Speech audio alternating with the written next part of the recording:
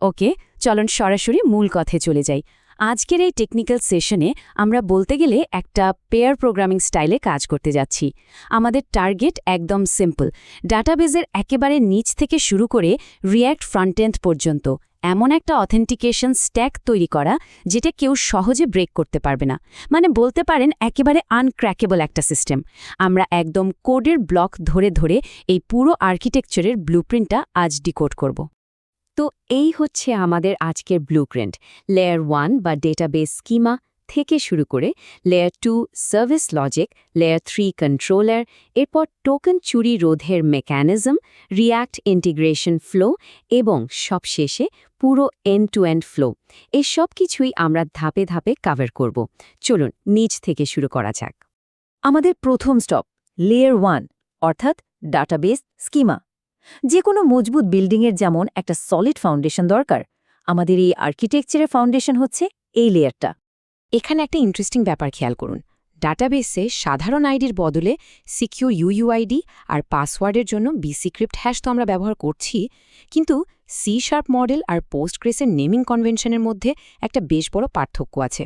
C sharp ব্যবহার করে Pascal case মানে ক্যাপিটাল লেটার দিয়ে শুরু, অন্যদিকে পোস্টগ্রেস ব্যবহার করে স্নিক কেস মানে আন্ডারস্কোর দিয়ে।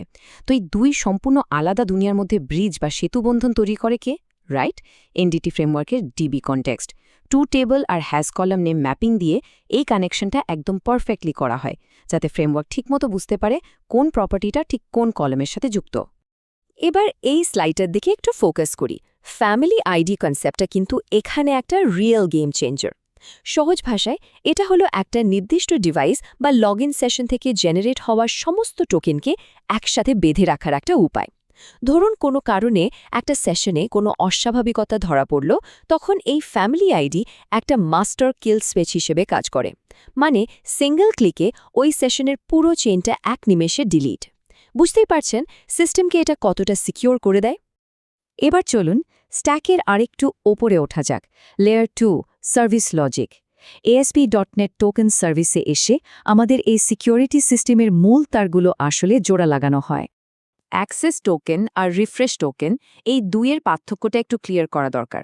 অ্যাক্সেস টোকেনের লাইফ টাইম খুবই শর্ট, মাত্র 15 মিনিট। এটা HMAC SHA-256 দিয়ে ক্রিপ্টোগ্রাফিক্যালি সাইন করা থাকে আর এর ভেতরেই প্রয়োজনীয় ক্লেমগুলো এমবেড করা থাকে। এর বিপরীতে রিফ্রেশ টোকেন কিন্তু লং টার্ম, মানে 14 দিনের মতো মেয়াদ থাকে। তবে এখানে একটা ক্রুশাল রুল আছে। রিফ্রেশ টোকেন তৈরির সময় কখনোই রেগুলার র্যান্ডম ফাংশন ব্যবহার করা যাবে না। অবশ্যই ক্রিপ্টোগ্রাফিক্যালি সিকিউর র্যান্ডম জেনারেটর ইউজ করতে হবে, যাতে কেউ এটা গেস করতে না পারে। আর হ্যাঁ, ডেটাবেজে কখনোই র টোকেনটা সেভ করা হয় না, শুধুমাত্র এর SHA-256 হ্যাশটাই স্টোর করা হয়। এরপর আসছি লেয়ার 3-তে, অর্থাৎ দ্য কন্ট্রোলার। কন্ট্রোলারকে আপনি ক্লাবের এন্ট্রেন্সে দাঁড়িয়ে থাকা সেই কড়া বাউন্সারের সাথে তুলনা করতে পারেন, যে ইনকামিং লগইন আর রিফ্রেশ রিকোয়েস্টগুলো একেবারে চুল ছেঁড়া বিশ্লেষণ করে। এখন এই রিফ্রেশ কুকির সিকিউরিটি অপশনগুলো কিন্তু রীতিমতো বুলেট প্রুফ হতে হবে।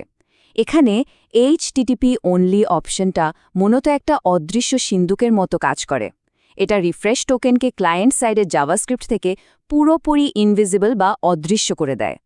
এর মানে হলো হ্যাকাররা ক্রস সাইট স্ক্রিপ্টিং বা এক্সেসেস অ্যাটাক করে টোকেনটা হাতিয়ে নেওয়ার কোনো সুযোগই পাবে না।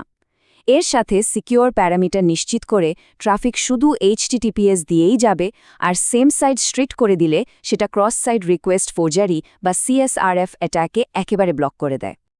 আমাদের পরবর্তী সেকশন টোকেন চুরি রোধ বা ডিফিটিং টোকেন থেফট।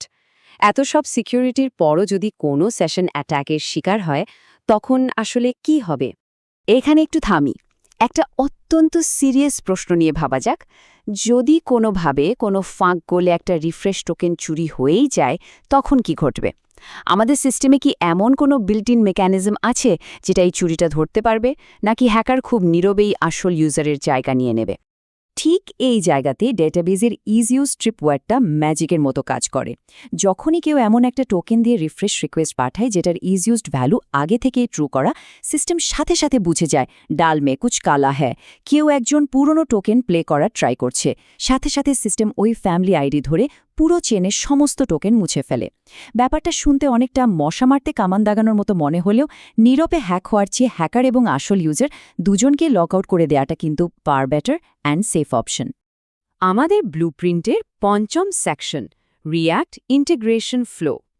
এবার একটু ক্লায়েন্ট সাইডে ফোকাস করা যাক যে তারা কিভাবে এই ব্যাকএন্ড এপিআইটা সিকিউরলি ব্যবহার করছে। তো এখানকার সবচেয়ে ক্রুশিয়াল পয়েন্টটা হলো অ্যাক্সেস টোকেন সবসময় মেমোরিতে রাখতে হবে। কোনোভাবেই লোকাল স্টোরেজ ব্যবহার করা যাবে না।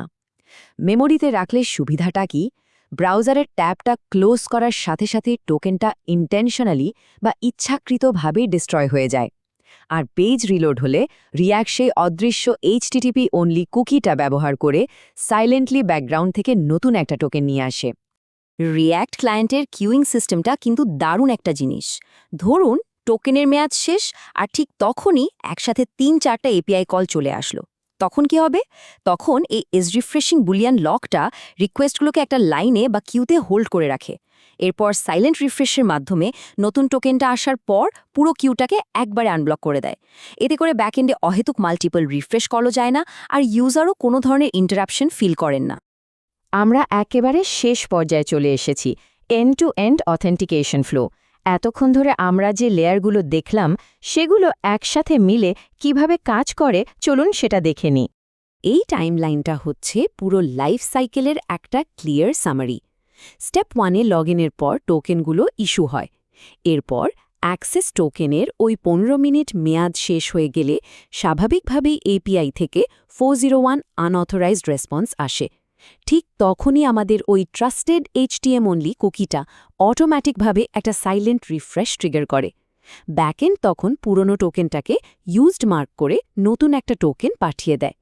এর সবচেয়ে বিউটিফুল পার্টটা হলো এই পুরো প্রসেসটা ঘটে একদম ব্যাকগ্রাউন্ডে, ইউজারকে বারবার বিরক্তিকর লগইন স্ক্রিনে না পাঠিয়েই।